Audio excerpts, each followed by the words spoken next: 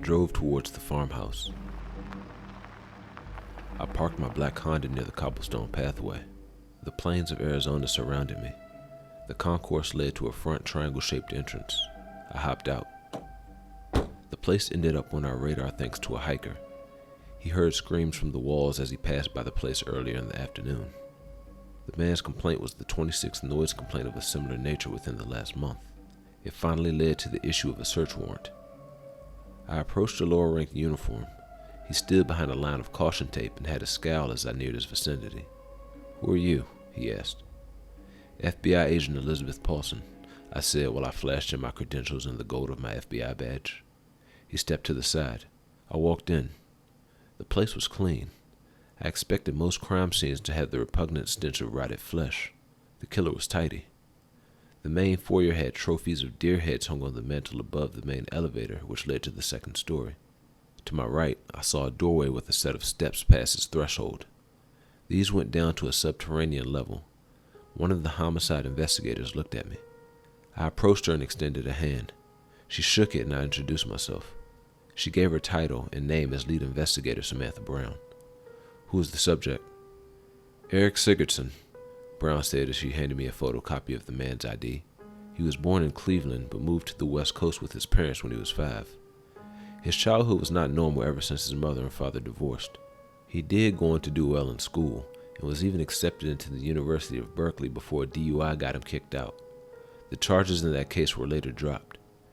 Fear and intimidation towards the young victim was the reason. He only has 3 arrests on his record. One was for shoplifting a set of knives at a sporting goods store. The second was for stalking and harassment of a co-ed after his expulsion. The third was for the night he got behind the wheel after drinking. "How many bodies have you recovered?" I asked. 4, Brown said. "They were sunken." This surprised me. We found the entire floor of the basement is something resembling a thin quicksand. Its depths exceed that of 8 swimming pools. The viscous density will usually only allow you to sink to the halfway mark of your torso. The movies lied to me," one of her subordinates said as he passed by with a clipboard clutched under his arm. "The artificial kind he constructed allows for full immersion," Brown said. "This is unlike the sort you would find along riverbanks or in marshes. We are still trying to find out if it's the thin density which drowns his victims. It liquefies upon contact with the heat of human skin, or it could be something poisonous within the makeshift sand itself. We have scientific researchers on their way here now to give us answers. All we know is the killer has a lifelong love of chemistry." "Do the victims have commonalities?" "We found 2 males and 2 females. He liked to target couples." "Where is he? I need to speak to him." "The boys are watching him in the greenhouse around back." I nodded and made my way to the rear entrance. I stepped outside and saw the glass and galvanized steel structure. When I peered into the humid conservatory, I saw rows of marijuana plants. 4 cops circled the detainee with guns drawn in the center of the house. I went inside and a boot landed on his jaw. While he was an evil man, he was also defenseless in handcuffs. He would not have been any use to me as an interviewee if a concussion made him unaware of his surroundings. "I won't report any of you to your watch commander if you back down now," I said as I showed them my badge. A few looked at me with disdain, then shock. Others gave me expressions of contempt. They all took a few steps back. "Give us some time alone," I said.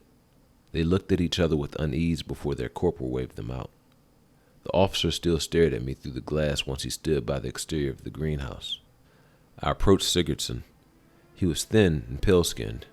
He had a full head of brunette hair and blue eyes. He was 6 feet tall, and I could see why he had no problem passing for a normal person up to this point. "I've already helped you out," I said. "Eric, it's time for you to do the same for me. I need to know the reasoning for your choices in regard to who we found in your basement." He grunted and kept his head low.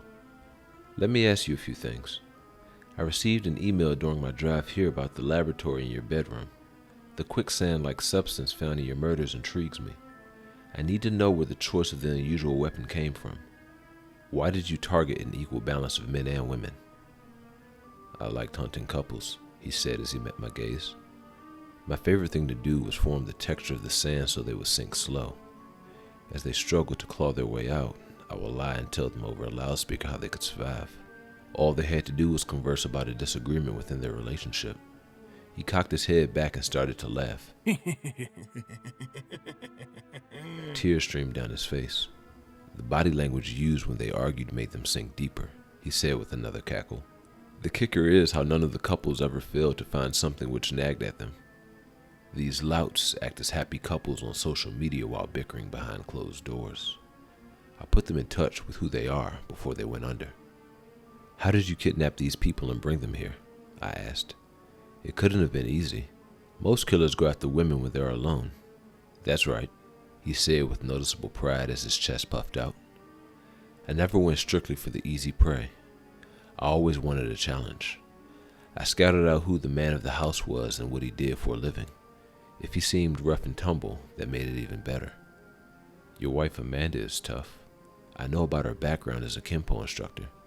You two would be prime selections for me. A wave of nausea overcame me. How did he know that?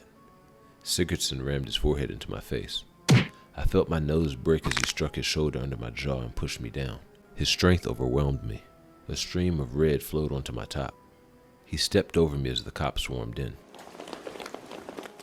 They entered with their pistols drawn. I looked over and saw Sigurdsson kick a box off the wall. It looked to be nothing more than an electrical junction. He raised his foot again and hit a switch. The floor unfolded and broke in half underneath us. The trap he had set consumed us. A gelatinous liquid flowed out from the sides and drenched us. It stank of old honey and algae. The officers started to slip as a few squeezed their triggers, but all missed Sigurdsson. The killer leapt onto a miniature platform which held the greenery. He ducked for cover behind a thick row of plants. I grabbed the platform in time before my entire body could sink. My knuckles turned white as I brought my other arm onto the platform and held on. The silt wanted to take me into its abyss. I looked over and watched the team of law enforcement in their last moments of life. They choked, screamed, and gargled as the fluid went into their lungs. A few circled in the morass, futile attempts to use their elbows to lunge upwards. One tried to hold his breath, a last desperate attempt to survive. The earthen and wet sediment mixture swallowed him. The corporal screamed and stared at the sky before his face became blanketed in the muddle. A gag was the last noise he ever made. I stared up and watched as Sigurdsson loomed over me on the platform. He lifted his boot and stomped on my fingers. A wave of adrenaline overcame me and helped mask the pain a little. I was still in agony and knew I could not afford to let go. Die, bitch, he said as he brought his foot down again. I'll find your wife and make her look at her own dismembered body parts while I tell her what I did to you. He ground the bottom of his foot onto my fingers as though he was squashing an insect. He lifted his leg again to kick me in the face. I knew there was no holding on after that if he knocked me out. A gunshot rang in the air. Red blossomed on his chest as he fell back. The quicksand he had made took him in his pathetic entirety. I craned my neck around and saw Samantha Brown with a Glock in her hand. The sheriff's office helped me get out of the quagmire with the use of rope attached to one of their cars. They called the paramedics to take a look at me. I had a fractured hand, nose, and countless scratches on my skin. It would be a long recovery, but I owed the ability to pursue it to the detective who saved my life. She is still on administrative leave right now. As soon as she is able to receive calls at the station again, I'll reach out to her to give a formal word of appreciation. Sigurdsson's attic held a plethora of documents, journals, and scrapbooks. He had personal information on plenty of people who were still alive. There were copious notes on those he intended to track down, torture, or kill. My lovely wife, Amanda, was in that pile. He had studied the Bureau and various other agencies he thought might be onto him. He attempted to dismantle them before they were on his trail. I'm thankful we were faster. He also left behind maps. We found other quicksand locations using them as a reference. Bodies were in the Sonoran, the Great Basin, and the Chihuahuan Desert. His modus operandi was unlike any other I have seen, let alone heard of since. The problem with the unusual ones is they pave the way for copycats. Let's hope no one derives inspiration from him.